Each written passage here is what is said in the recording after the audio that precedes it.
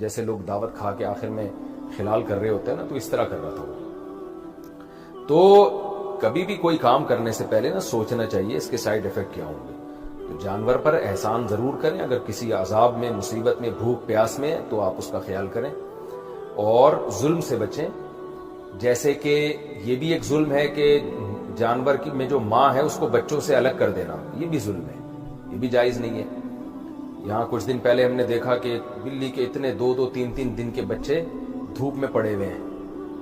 کسی نے کیا کیا، اپنے گھر، بلی نے کہیں ان کے گھر میں بچے دے دیے ہوں گے، انہوں نے بچوں کو اٹھا کے باہر پھینک دیے، بلی کے بچوں۔ اب آپ بولو کہ وہ بچے بیچارے اتنے پیارے پیارے سے بلی کے بچے وہ دھوپ میں پڑے ہوئے کیسے بھوک پیاس سے تڑپ کے مریں گے، اور ان کی ماں پہ کیا گزرے گی۔ تو اعتدال والا راستہ یہ ہے کہ نہ تو جانوروں کی ایسی خدمت کی جائے کہ جو محلے میں آپ کو بیچاری لاوارث بلی نظر آتی ہے تو آپ اٹھا کے اپنے گھر میں لا کے اس کی سیوا شروع کر دیں، یا کوئی کتا نظر آتا ہے یا کوئی اور جانور نظر آتا ہے تو آپ اس کا پراپر ہسپتال ہی پورا بنا کے ان کی خدمتوں میں لگ جائیں، یہ بھی غلو ہے۔